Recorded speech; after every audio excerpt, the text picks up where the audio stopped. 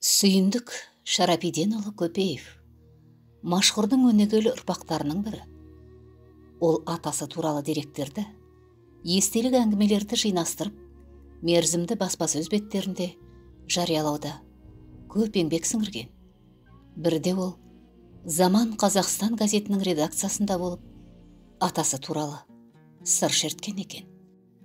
Машһүрдің әулиелігі, болжағыштығы, тағы да басқа ерекше қасиеттері жайында не айтар едіңіз? Ол жөнінде сіздерде қандай жазба деректер бар? Шындығына келсек, мәшһүрдің әулиелігі жайында сөз ету қиыннан қиыны. Себебі мәшһүрді көзі көрген ақсақалдардың қатары өте сиреп кетті. Ал әлдеқайда барлары мәшһүрмен аралас құраластығы болмаған жандар. Көп жағдайда біз мәшһүрді тек ақын, тарихшы, философ деп шектеліп жүрміз. Ол сонымен қатар жиһанкес саяхатшы, елдің этнографиялық хал-ахуалына, тұрмыс тіршілігіне қатты көңіл бөлген. Ең бір қиналатынымыз жазба деректің жоқтығы. Тіршілігінде мәшһүр өзін өзі әсте дәріптемеген адам. Сол үшін де болар, өзінің әулиелігі, болжағыштығы, басқа да бойында бар қасиеттер туралы жазба дерек қалдырмаған.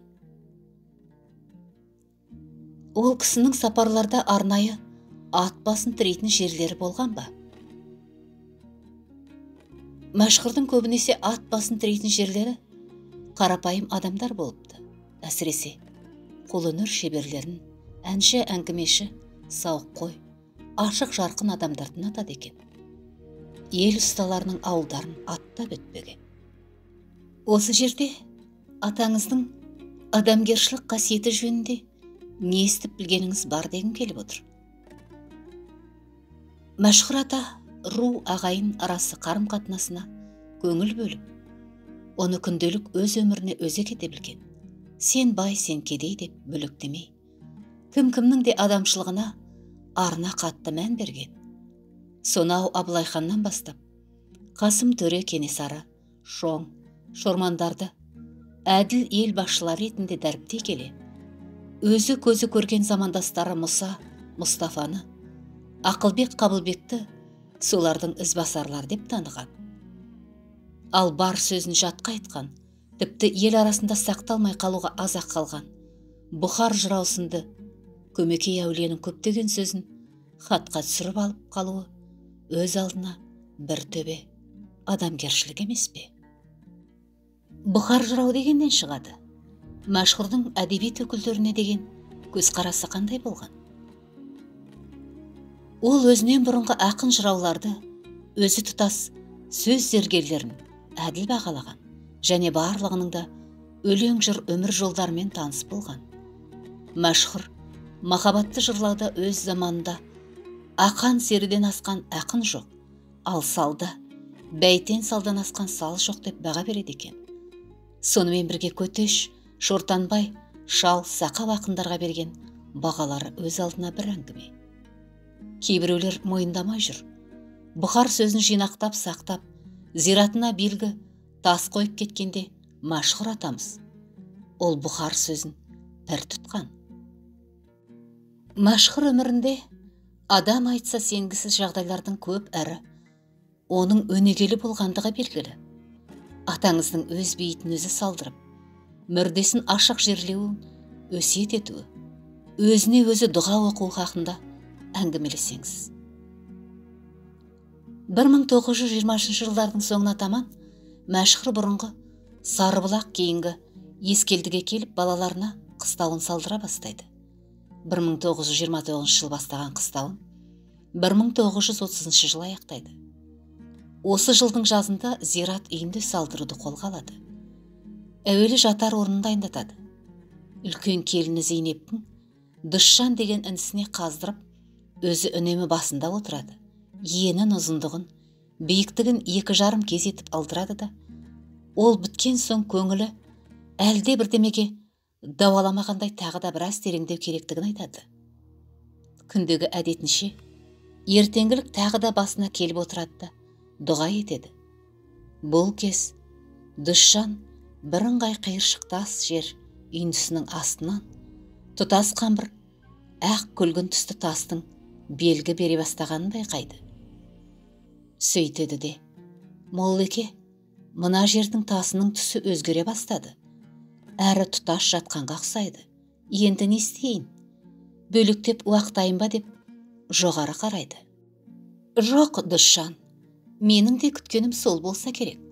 Сындырмай тұтас алда, жоғарыға шығар деп тағы да дұға оқиды.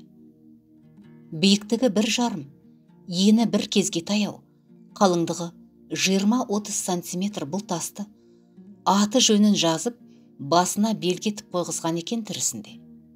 Сол тастың қалдығы әлі сақтаулы. Ал зират үйін 2 бөлмелі етіп салдырған. Төргі бөлмесіне өзін ашық қоюды түнеді. Ауызғы бөлмеге ыдыс аяқ кітап құрандарын, ер сайман кілем, үккіш тағы пайдаланған заттарын түгел қойғызады. Насыбай шақшасына әрдайым дайын насыбайды толтырып кетіп отыруды өсиет етіп кетеді. Қысы бар, жазы бар, әрі бері өткен жолаушылар келіп, түнеп қалса, барлық мүлкімді пайдалансын. Бірақ жуып тазалап қайра орнына қойып кететін болсын. Қорықпасын, мен көрден тұрып ешкімге де бас салмаймын деп тапсырады. Мен өлгеннен кейін 40 жылға дейін денем бұзылмайды. Тірі адам көзі көреді, серт етем. Тек жаздың ыстық айлары ақыретімді айырбастап отырыңдар. Қыс керегі жоқ. Сонда көздерің жететін болады деп үлкен баласы Шарабиденге шырақшылыққа өсиет еткен. Мәшһүр атамыздың осындай әрекеттерге баруының себебі неде екенін айталар ма едіңіз? Атамыздың дүниеге бойырмағандығы белгілі. Ал ақыреттігіне келсек, иісі қазақ елінің бірде-бір салт дәстүрінде болмаған өз мүрдесін ашық жерлеуге өсиет етуі жұмбақ жай еді. Міне сол жұмбақты жоқ еткен тағы пендешілік Мәшһүрдің ақыреттік үйін қопарып, ақыры мүрдені топырақ астынан көмумен туды. Өзінің өсиеті бойынша ашық мүрдесі 40 жылға дейін сақталуы тиіс еді. Бейіт бұзылмаған жағдайда біз ол жұмбақтың сырын білгенде болар едік. Неше жылға дейін өзі айтқандай ашық жатты. 21 жыл еш бүлінбей сол күй жатты. Ол кісі мазарын кімге салғызды? Сенімді сәулетшісі болды ма? Я, қарапайым мазар бола тұрса да, оның беріктігіне, оны орындаушы адамдарға Мәшһүр ата ерекше мән берген. Аса ұқыптылықпен дайындалған, қалыпқа түскен саз балшыққышты ауылдастары көп болып қалап тастайық деп ниет білдіргендерінде жоқ, оның өз шебері бар деп қысқа жауап қайтты.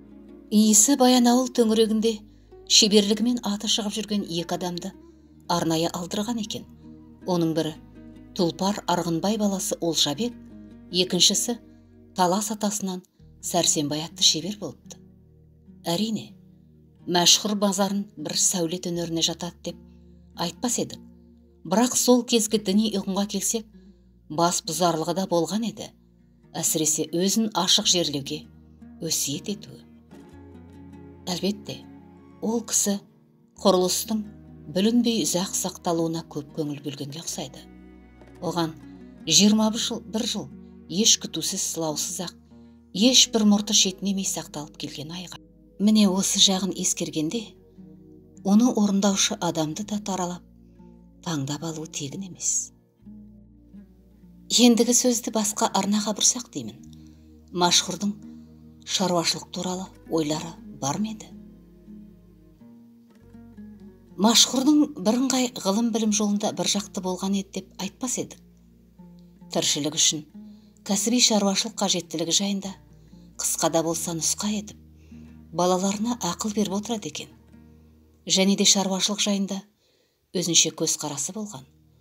Шаруа қамы жайында сөз еткенде, Мәшһүр атамыз отбасы немесе ауыл іші тіршілігі турасындағы оймен ғана қалмаған, әлемдік өлшеммен ел жер байлығының талан-таражға ұшырап жатқандығын толғана білген.